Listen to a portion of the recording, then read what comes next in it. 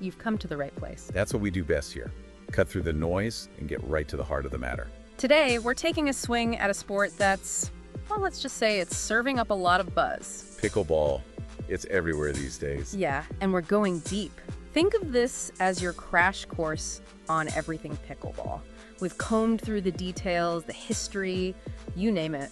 Everything from its, shall we say, unique origins? Oh, definitely unique. To its kind of complicated rules. And don't even get me started on the whole governance situation. But first things first, for those who might be wondering, what exactly is pickleball? Great question. So imagine a mashup, right? You've got elements of tennis, a little badminton in there. And even a sprinkle of ping pong, wouldn't you say? Exactly. Played with paddles, not rackets. You've got this perforated plastic ball, kind of like a wiffle ball, but, well, not quite. And the net. A bit lower than a tennis net. You can play indoors, outdoor singles, doubles. Super versatile, that's part of its appeal. But here's the kicker. This wasn't dreamed up in some fancy sports lab. Oh, no. This was pure, unadulterated boredom. A bunch of families on Bainbridge Island, Washington, back in 1965. Talk about a happy accident, right? And who knew? Fast forward a few decades, pickleball becomes the official state sport of Washington in 2021. So you're playing on what's essentially a doubles badminton court, smaller than a tennis court. But don't be fooled. It's not tennis. The rules, the ball, everything changes the game. Like that non-volley zone, 7 feet on either side of the net. You can't just stand there and smack the ball out of the air. We call it the kitchen. And you can't even have your foot on the line when you volley. Makes for some pretty strategic footwork, doesn't it? Absolutely. And then you've got the ball itself. Hard plastic, doesn't bounce quite like a tennis ball. Much faster game, more controlled. But speaking of quirky, how about that name? Pickleball. Where'd that come from? The origins. A bit of a debate, actually. The most popular story, though, comes from Joan Pritchard, wife of one of the inventors. The pickleboat theory. Right. She said it reminded her of those pickle boats, you know, the ones in crew races that are filled with leftover rowers from different boats. A bit of a hodgepodge, just like the sport itself. But then there's the dog story. Pickles the dog. Now, the Pritchards always said the dog came after the game, was named for the sport. But some folks swear it was the other way around. A classic case of, who you gonna believe? Even USA Pickleball's research points to the pickle boat as the origin. But there's another contender. Bill Bell, another inventor, claimed he named it because he liked to hit the ball in a way that put his opponents in a pickle. Oh, and don't forget the Hawaiian nickname, puka ball, because puka means hole in Hawaiian. A nod to those signature holes in the ball. So yeah, the name's as much of a mixed bag as the game's invention. Speaking of which, let's talk about how this whole thing even started. It's the summer of '65. Joel Pritchard, Bill Bell, back from a round of golf. Kids are bored out of their minds. They tried to set up a badminton game, but alas, no shuttlecock. Improvisation time. That badminton court becomes the first pickleball court. Anything they could find becomes equipment. They start with ping pong paddles, but those don't last long. Too small, too flimsy. Then they lowered the net, you know, because that badminton net was a bit too high for this new game. About waist height, 34 inches. Gave him a better angle to hit the ball. And the ball. They started with a wiffle ball, but they quickly switched to something a bit sturdier. The Cosm Fun Ball held up better. Meanwhile, Barney McCallum, the third inventor, he's busy tinkering with paddle designs in his dad's workshop. His M2 paddle became the go-to for a lot of early players. So they're refining the rules all summer, and by 1967, Bob O'Brien, a friend of Pritchard's, builds the first dedicated outdoor pickleball court. That's when things start to take off. February 1968, they officially form Pickleball, Inc. to promote the sport, sell standardized equipment. They even get the trademark for pickleball around 1972. But how does it spread beyond the Pacific Northwest? The snowbird effect. People would head south for the winter to places like Arizona, California, Florida. Taking their love of pickleball with them. It's 1976 when the first official pickleball tournament takes place in Washington State. And then, in 1984, the United States Amateur Pickleball Association is born. That's USAP for short. They released the first official rule book that year, a big step in standardizing the game. Plus, the first national doubles championships are held. By 1990, pickleball is in all 50 states. But here's a turning point. 2001. Pickleball is included as a demonstration sport in the Arizona Senior Olympics. Starts with about 100 participants. 5 years later, there are 275. Then it gets included in the U.S. Senior Olympics in 2008. The senior community really embraced this sport. Makes sense. It's active but gentler on the body than, say, tennis. And then comes a global event that no one saw coming. The pandemic, a time of isolation and limited activity. But guess what? Pickleball thrives. You can play outdoors, keep your distance. It was a perfect pandemic activity. And that leads us to the pickleball explosion we're seeing today. From 2021 to 2024, it's named the fastest growing sport in the U.S. by the Sports and Fitness Industry Association. Those numbers are staggering. 19.8 million players in the U.S. by 2024, a 311% increase from just 3 years prior. That kind of growth means you need a lot more courts. Right. The same association estimated in 2023 that we'd need about $900 million in court infrastructure just to keep up.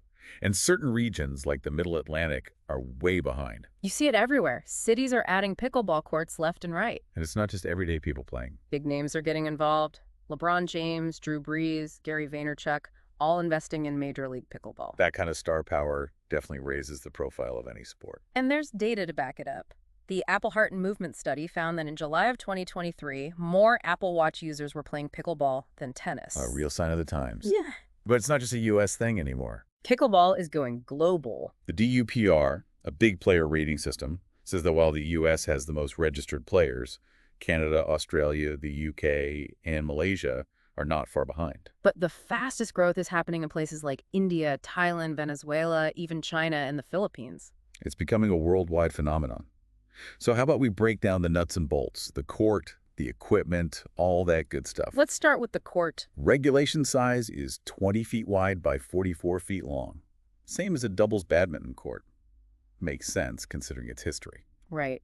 And then you've got those all-important lines, the non-volley line, 7 feet from the net on each side. Defining the boundaries of the kitchen, that no-volley zone. And the baseline, 22 feet from the net, where you serve from. All those lines matter. You can't touch the non-volley line while volleying. And then you have the service courts, divided into left and right by the center service line. You usually see dedicated pickleball courts with fancy surfaces for consistent bounce. Acrylic, polyurethane, that sort of thing.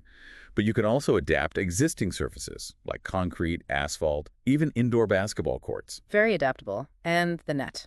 36 inches high on the sides, dips down to 34 inches in the middle. Now let's talk about the ball itself. Definitely not a tennis ball. Yeah, this is where things get interesting. It's made of durable plastic, smooth surface. And those holes, between 26 and 40 of them, they have to be evenly spaced and circular. There are even rules about the weight and diameter. And in tournaments, only certain approved balls can be used. You might notice some balls have smaller holes. Those are usually for outdoor play. Helps with wind resistance. Makes sense. Now, the paddles, they're pretty different from tennis rackets. For sanctioned games, the combined length and width can't be more than 24 inches. And the maximum length is 17 inches. But here's the thing. No rules about thickness or weight. Material has to be non-compressible, smooth surface. You see a lot of T700 raw carbon fiber these days.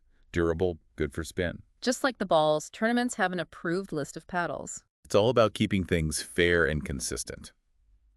So we've got the court, the equipment. Now, how do you actually play this thing? Before we even serve, you got to figure out who serves first and which side they start on. Any fair method will do. Okay. Then, before every serve, you announce the score. Referee does it if there is one. Otherwise, it's the server's job. And announcing the score in doubles, that's a mouthful. 3 numbers. Your team's score, the other team's score, then the server number, 1 or 2. Tells you if it's the first or second server for that team. And for the very first serve of the game, it's always server number 2. So you'd announce 0, 0, 2. Singles is simpler. Just server score, then receiver score. 0, 0 to start. First serve always comes from the right side, the even service court. Okay, so the serve goes in. Now we hit the infamous 2-bounce rule. This one trips up a lot of new players. Basically, the serve has to bounce once on the receiver side. And then the return has to bounce once on the server side. Only then can you start volleying. 2 bounces to get things going every single point. After that, it's game on. You can volley, but the ball can still only bounce once on each side. And remember that kitchen, the non-volley zone. No volleying while you're in there or even touching the line. Now, about that serving, how does that work throughout the game? So in doubles, the first serving team, they only get 1 fault before it's a side out. meaning the serve goes to the other team. After that initial side out, each team gets 2 faults, so both players get to serve. And you always start your serve from the right side after a side out. Singles is a side out every time the server faults. And you switch sides based on whether your score is even or odd. Okay, so how do you actually win a pickleball game? Usually, it's first to 11 points. But you have to win by 2. If it's 10-10, you keep playing until someone's up by 2. Tournaments sometimes play to 15 or even 21. And you might switch sides at certain scores. And it's all side-out scoring, right? Only the serving team can score a point. If they fault, no one gets a point, but the serve goes over. Like, if the serving team is at 5-3-2 and they fault, it's a side out. The other team starts serving at 3-5-1. So it flips back and forth. Speaking of serving, let's talk about how you actually do it. 2 main ways: the volley serve and the drop serve. The volley serve is the classic one. You stand behind the baseline, hit the ball underhand. Has to be below your waist, paddle moving in an upward arc. And in 2023, they changed the rule about spin. No more of those crazy spin serves. The drop serve is newer. You just drop the ball and hit it after it bounces. No tossing or throwing the ball before the bounce. And unlike the volley serve, you can let it bounce more than once before you hit it. So what about player positioning? Is there a standard formation? Not really. The receiver usually starts the baseline, their partner closer to the net. The serving team usually hangs back until they see the return, but there's this strategic thing called stacking. You basically position yourselves on one side before the serve. So after the return, you're already set up on your preferred side. Helps you control the court and play to your strengths. Now let's talk about the pros. Pro pickleball has changed a lot recently. With all this popularity comes investment, sponsorships, the whole 9 yards. In 2019, 2 major tours popped up: the Association of Pickleball Professionals, or APP, and the Professional Pickleball Association, the PPA. Then in 2021, we got Major League Pickleball, MLP, and the National Pickleball League of Champions Pros, NPL, for senior pros in 2022. Things are getting pretty crowded. But then came a big merger. The PPA and MLP joined forces in 2023. Now it's the United Pickleball Association, the UPA. Streamlining the whole professional scene, and MLP was already expanding internationally. Yep, MLP Australia kicked off in 2023, and they're working on bringing it to India too, as MLP India. Talk about global domination. What about player rankings? How do you track who's at the top? That's where Pickleball World Rankings comes in. They launched in July 2024. Players earn points by competing in events on the PWR World Tour. The best ones qualify for the PWR World Series Championships. We're talking serious prize money here. $500,000, even $1 million per event. Wow, pickleball has come a long way. Now let's wade into the murky waters of governing bodies. This is where it gets a little complicated.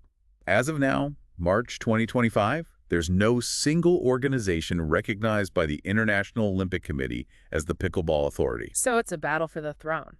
Pretty much. USA Pickleball, or USAP, was the first, founded in 1984. They were the de facto governing body, especially in the U.S. They even published the first rule book, and they helped establish the International Federation of Pickleball, IFP, in 2010. The idea was that IFP would handle things globally, while USAP stayed focused on the U.S. But of course, it's never that simple. In 2018, along comes the World Pickleball Federation, or WPF.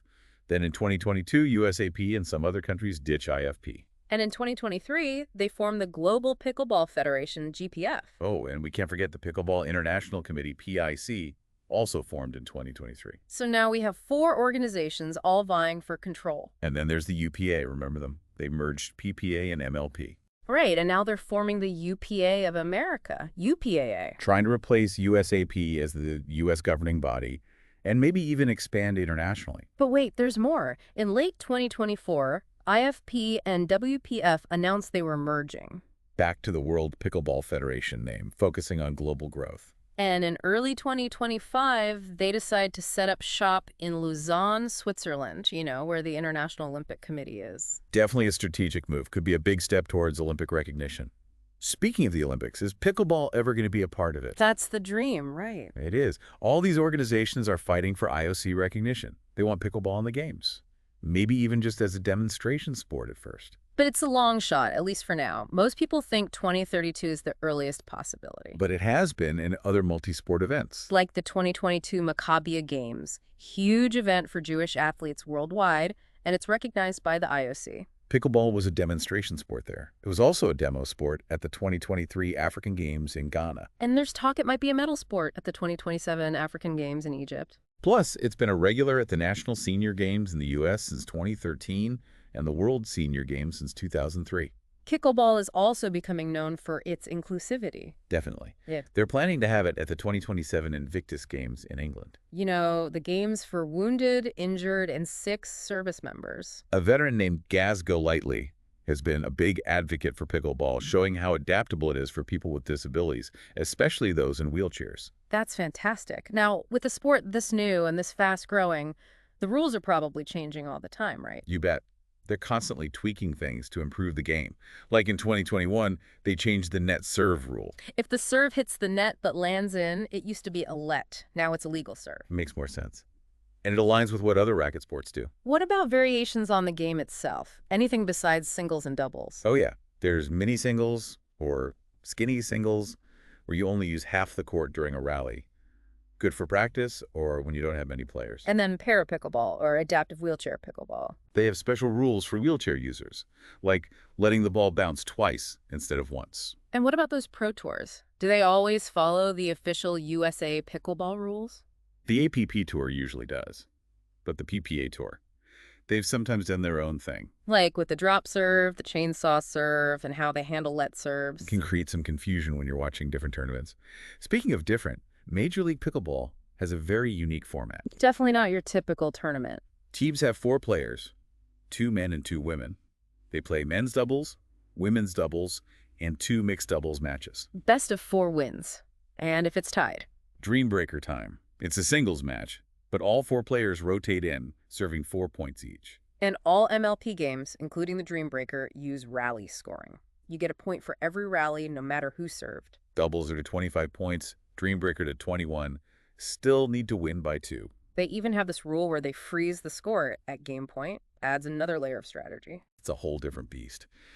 But with all this popularity, pickleball has also faced its share of controversy. Like the noise, those hard paddles hitting the hard ball can get pretty loud. People living near courts have been complaining. They say it's disruptive. They can't even have conversations in their own homes. Some even call it trauma-inducing. It's become a real problem in some areas. Even led to bans on pickleball in certain places. And it's not just a U.S. thing either. Canada's having similar issues. Then there's the issue of courts themselves. Building new pickleball courts often means taking away space from other sports, like tennis and basketball. Some argue it's an equity issue because pickleball players tend to be wealthier and whiter. They say it limits access to public recreation for other groups. Even Novak Djokovic weighed in on this. He said tennis could be endangered by pickleball and padel at the club level because those courts take up less space. Makes them more profitable for club owners. It's creating some tension in the racket sports world. But controversy aside, pickleball is definitely part of pop culture now. There are even Guinness World Records for pickleball, like the longest volley rally. Over 2 hours long. Talk about dedication. And then there's the Pickleball Blast board game. Made by Moose Toys. 2 players, little paddles. You hit a plastic pickle back and forth. You try to flip over lids on your opponent's pickle jars. Super cute. A board game means you've really made it. So there you have it. From a backyard game to a global phenomenon, pickleball has taken the world by storm. We've covered its unique origins, the rules, the equipment, the professional scene, the governance chaos. Even the controversies in its place in pop culture. It's a sport with a lot more to it than meets the eye. We've given you the rundown, everything you need to know to impress your friends at your next pickleball gathering. But it all begs the question, what's next for pickleball? Will it make it to the Olympics? Can they solve those noise and equity problems? Only time will tell. But one thing for sure, pickleball is here to stay. And who knows, maybe this deep dive will inspire you to pick up a paddle and join the craze. There's a whole world of pickleball out there waiting to be explored.